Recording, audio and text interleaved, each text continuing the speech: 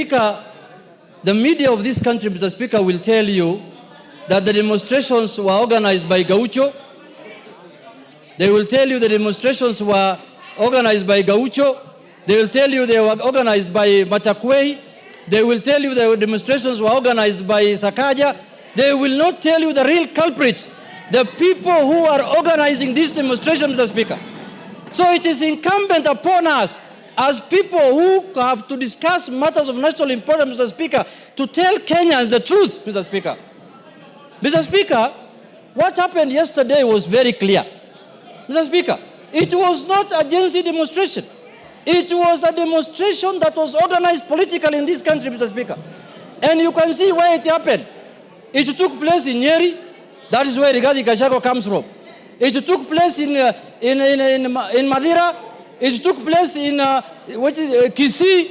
Mr. Speaker, the standard that has been set, the standards that has been set by Rigathi Gachagua in this country is that if you want to qualify to become a presidential candidate in his so-called opposition alliance, you must do as much demonstrations as you can. He has given them a benchmark that for you to qualify to become a presidential candidate in their team, you must cause anarchy and you must do demonstrations, and that is how you are going to qualify to become one, Mr. Speaker. And destroy property. Mr. Speaker, this ethnic mobilization in this country must end. Demonstrations must be for all Kenyans. Why do you destroy the property and the livelihoods of your own community, Mr. Speaker? Mr. Rigathi Gachagua. Mr. Speaker, you can see the kind of planning that has been put into this matter. You can see the kind of money that has been paid to this matter, Mr. Speaker. Mr. Speaker, we must call a spade if we are to save this country, Mr. Speaker. Mr. Speaker, I am standing to move them. Mr. Speaker, my second point. Order. Yes, Wanjiku Moya, what is it? Honorable Speaker, you just ruled a few minutes ago that Honorable Junet should substantiate when he's mentioning the names of persons on this floor. Was Honorable Rigathi in Homa Bay? Was Honorable Rigathi in Mombasa? Was Honorable Rigathi in Kakamega? Was Honorable Rigathi everywhere? Order. Order, Honorable Wanjiku. Gone. Order. Gone.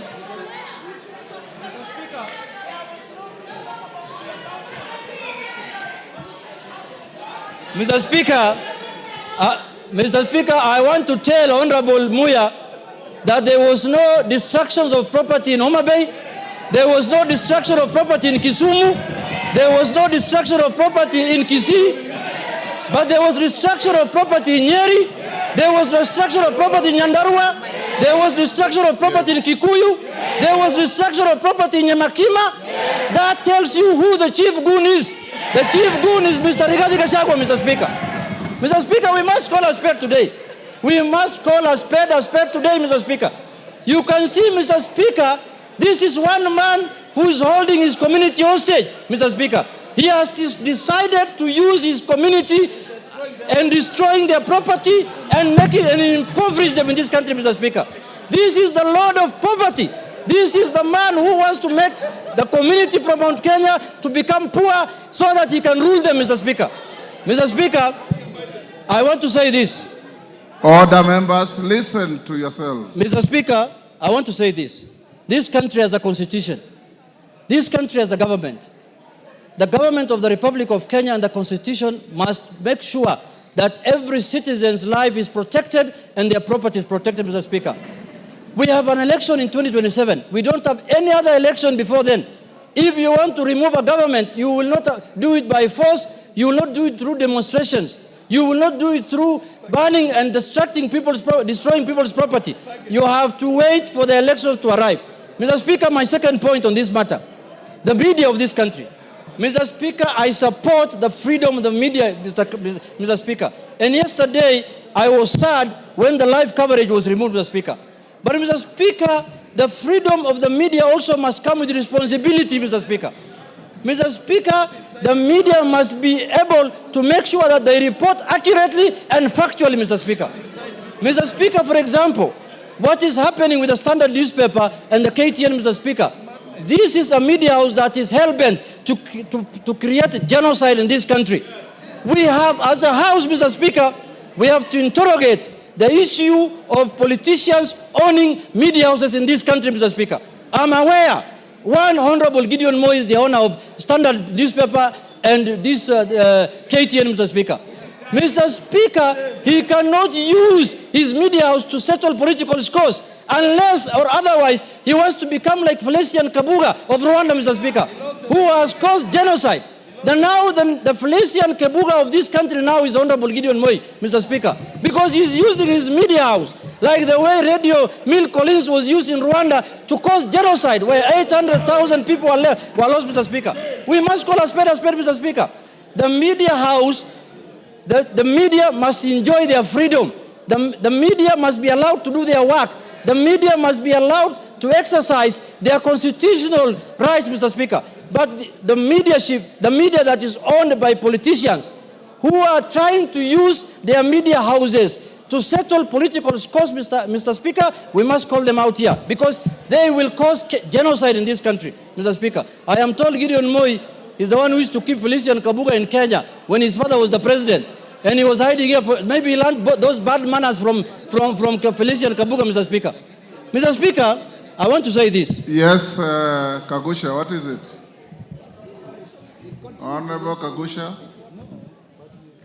Honorable Speaker, is it in order for the honorable member to continue mentioning the names of honorable members, either present or who have been in this house before, adversely in this house without a proper motion? Honorable Speaker, on the same... Take your seat. Honorable Kagusha, you have been a Speaker of Account Assembly before. Take your seat. Take your seat. Take your seat. Honorable Kagusha, you have been a Speaker of Account Assembly before. The standing orders that we wrote for this House are applicable where you are Speaker. When he mentioned sitting members of Parliament and Robert Moi protested, I stopped him. Order. Order. Honorable Kagusha, as a first-term MP, if you think you'll gain traction by being sent out of the House, I will not send you. Just take your seat and become and participate in debate. You want to speak, I'll give you an opportunity. But don't be rowdy. Former members of this House don't enjoy the privileges sitting members enjoy. Read your standing orders properly. Go on, Junet. Mr. Speaker, you know, Honorable Kagusha was the Speaker for Nyeri County Assembly. This is National Assembly. It's a different area. This is a different place, Mr. Speaker. Mr. Speaker, I want to say this. Mr. Speaker, this country, there are people in this country who are hell-bent to take this country to anarchy, Mr. Speaker. Just because we impeached them, just because they lost a job. And they lost their jobs because of their bad manners, Mr. Speaker, of creating division, telling Kenyans you have shares, you have no shares. That is why he was impeached. Now, when you get impeached and you lose your job, you want to take this country to anarchy, Mr. Speaker. Mr. Speaker, and impoverish people. Mr. Speaker, we will not allow that. Yesterday, we were told we were commemorating the Gen Z's death, Mr. Speaker. Is Honorable Kalonzo Musyoka Gen Z? Is Eugene Wamalwa Gen Z? Is Rigathi Gachagua Gen Z? Is Jimmy Wanjiga Gen Z? Is Maraga Gen Z of all people? What Gen Z was there for us to see yesterday? We saw all the men who are supposed to retire, who are running around here, running for political office, Mr. Speaker. Mr. Speaker, when Baby Pendo was killed in Kisumu, Mr. Speaker, Eugene Wamalwa was a cabinet minister, Mr. Speaker, of the Republic of Kenya. When we passed the draconian laws of the security laws in this House, Mr. Speaker, Justin Muturi was the Speaker. When the IG, the independent office of the IG was mutilated in this office, Mr. Speaker, Justin Muturi was the Speaker, Mr. Speaker.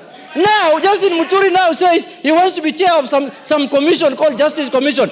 That commission must start by investigating Muturi himself, Mr. Speaker, because he's the one who has caused the highest atrocities in this country by occupying the office of the Speaker, Mr. Speaker. And all those are on record, Mr. Speaker. We are not going to keep quiet anymore because we can see our country, they want to take our country down to the dogs, Mr. Speaker. They want to make Kenya a banana republic. Give him a minute. If you want to remove William Ruto as the President of the Republic of Kenya, wait for 2027. There will be an election on the 10th of August, 2027. Mr. Yes. Speaker, I want to conclude by saying this. Kenya is a constitutional democracy. Kenya is a constitutional democracy. Let people not hide under the guise of Gen Z to cause anarchy in our country, Mr. Speaker. There is a deliberate attempt in this country to silence all institutions in this country. They want to silence parliament. They want to silence everyone who speaks for the people, so that the only people who can speak are the civil society, LSK, and other kind of people. Mr. Speaker, I look at now the chair of LSK, who is my friend. Her mandate has expanded from legal issues now to political issues. Now we should elect the president of LSK through universal suffrage. Because, Mr. Speaker, that's the work she's doing. She's doing politics all the time, Mr. Speaker, which is good for the country, but she should limit her work to advocacy of rights of the people, Mr. Speaker. Mr. Speaker, I want to say this in conclusion finally, that what happened yesterday was an attempt to take over power unconstitutionally, to do a coup on the governance, on the government of the Republic of Kenya. We lost an election as ODM. We disputed the election. We went to the Supreme Court. The Supreme Court told us, you have lost the election. We abided by the decision of the Supreme Court. We never attempted to overthrow the government. What the hell can this Rigathi Gachagua do that he can take power through an orthodox means? Gachagua must be arrested as early as tomorrow. Tomorrow morning. Thank you, Mr. Speaker.